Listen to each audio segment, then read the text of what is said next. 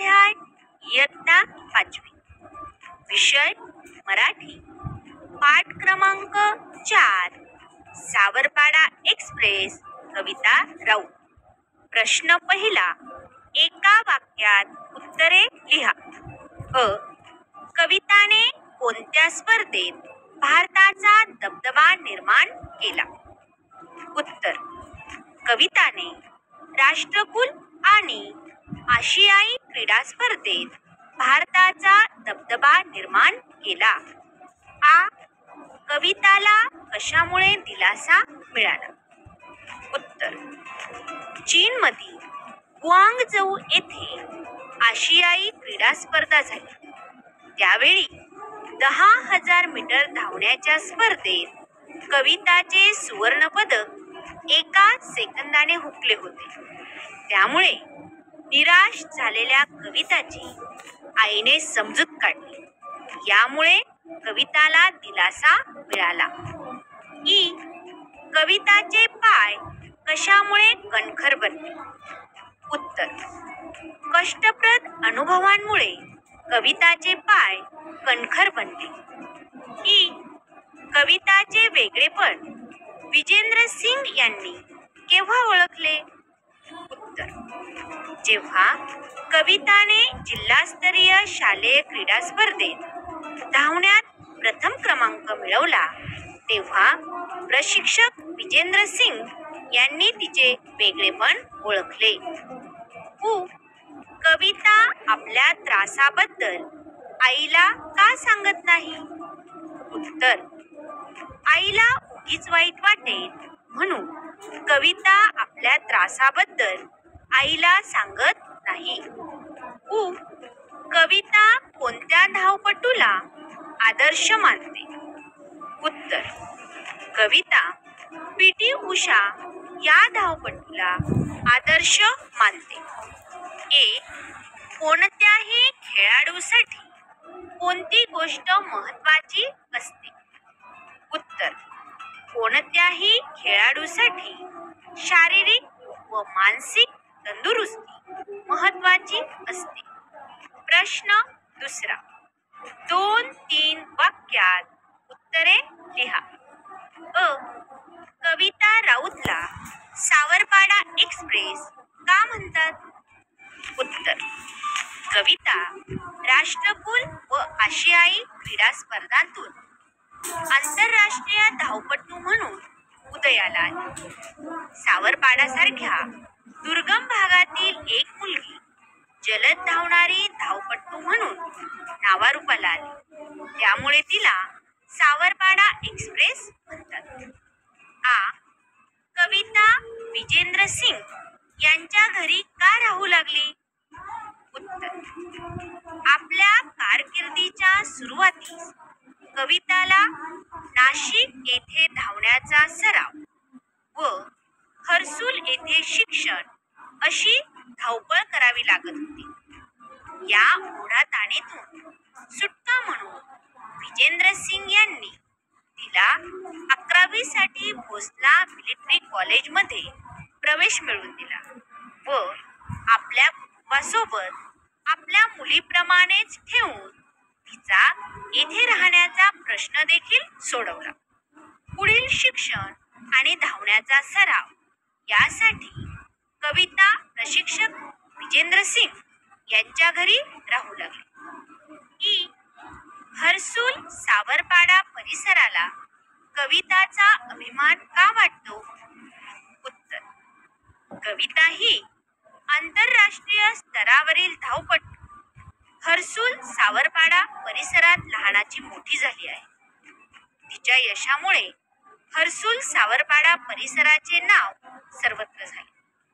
तिच्यामुळे या गावाला प्रसिद्धी मिळाली.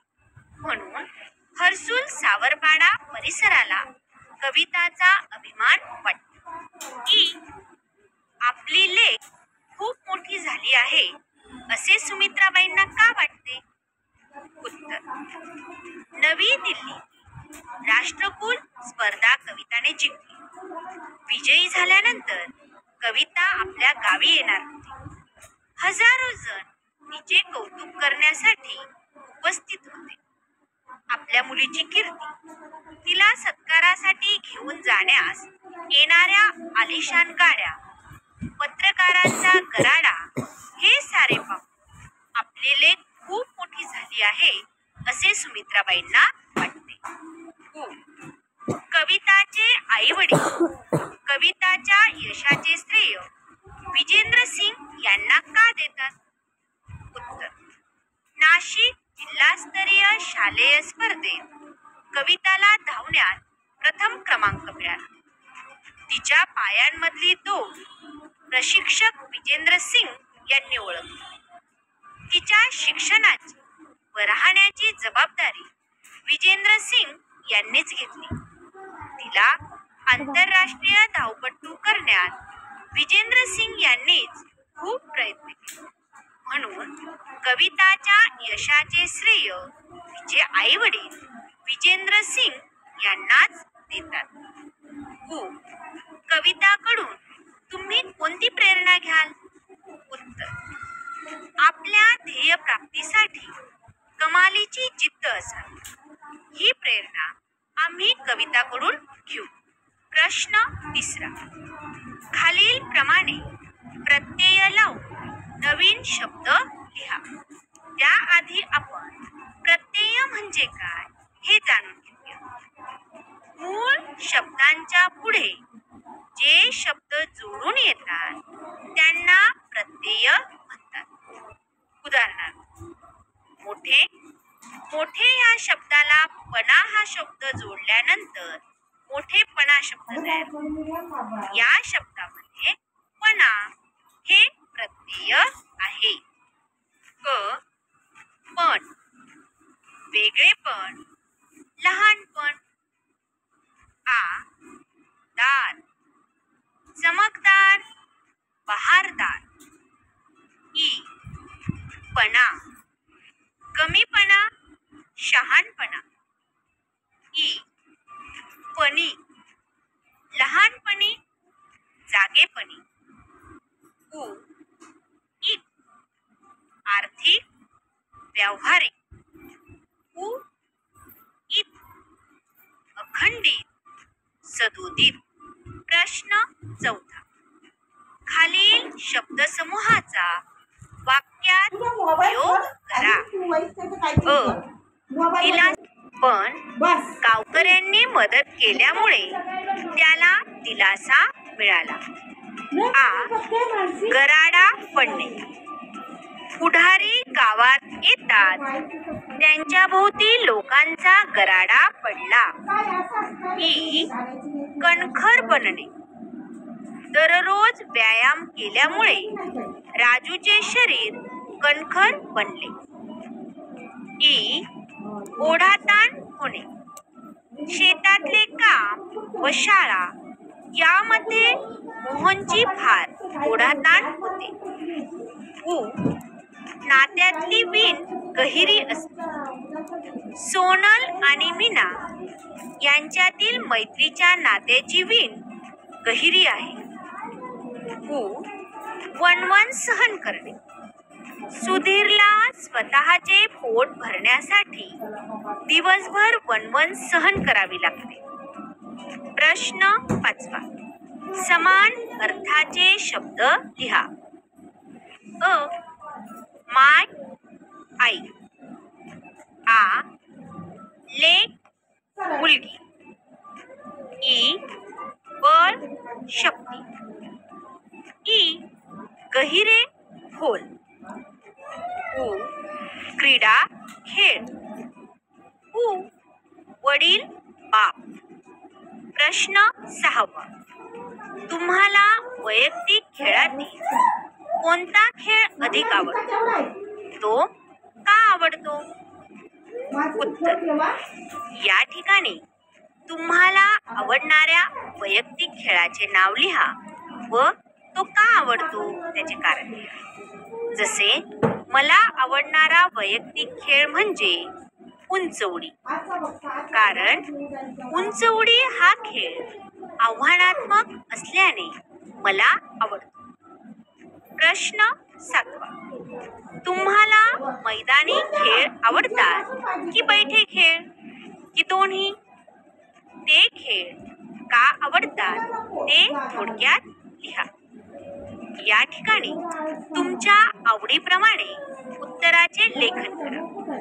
जसे मला मैदानी खेळ आवडतात, जसे खो खो, कारण मैदानी खेळांमुळे शरीराचा विकास व वाढ होण्यास मदत होते.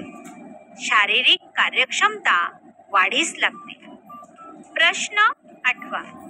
खालील वाक्यातील अधोरेखित केलेल्या शब्दसमूहांचे नेमके अर्थ काय होतात ते तुमच्या शब्दात सांगा.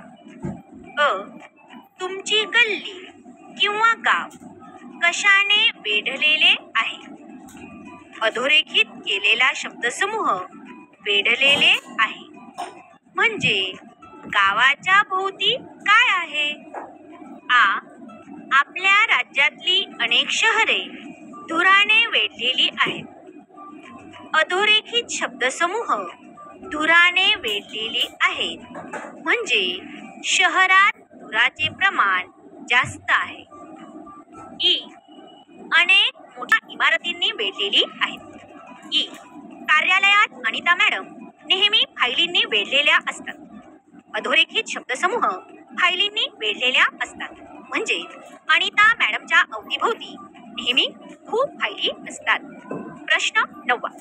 शरीर या शब्दापासून शारीरिक हा शब्द तयार झाला आहे. खालील शब्द वाचा व समजून घ्या. उद्योग औद्योगिक, शिक्षण शैक्षणिक, बुद्धी बौद्धिक, नीती नैतिक, संस्कृती सांस्कृतिक, भूगोल भौगोलिक, इतिहास ऐतिहासिक, विज्ञान वैज्ञानिक. प्रश्न 10. दिलेल्या मुद्द्यांच्या आधारे क्रीडा महोत्सव या विषयावर 8 ते 10 वाक्ये लिहा. महोत्सवाचा दिवस, महिना, काळ, स्थळ, तालुका किंवा जिल्हा किंवा राज्य पातळी. खेळांचे प्रकार, सर्वात जास्त आवडलेला खेळ, आवडण्याची कारणे, स्पर्धा कशा पार पडल्या, बक्षीस वितरण, समारंभ पाहताना मनात आलेले विचार. क्रीडा महोत्सव 5 डिसेंबर 2018 रोजी मी जिल्हा पातळीवरील Thank you for watching this video.